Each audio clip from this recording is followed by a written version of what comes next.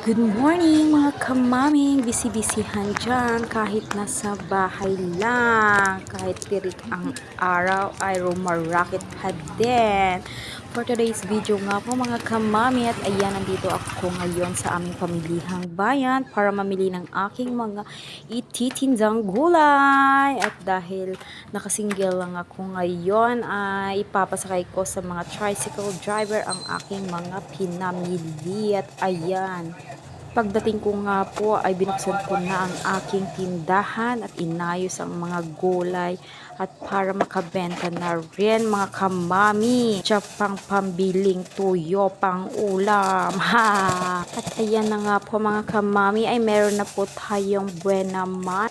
Sana'y maubos ang ating mga paninda maghapon mga kamami. Ayan ay unti-unti ko nang din-display ang ating mga pakbet at sita, mga radish, mga kamami para attractive sa mga bumibili at inaayos ko nga po isa-isa mga kamami.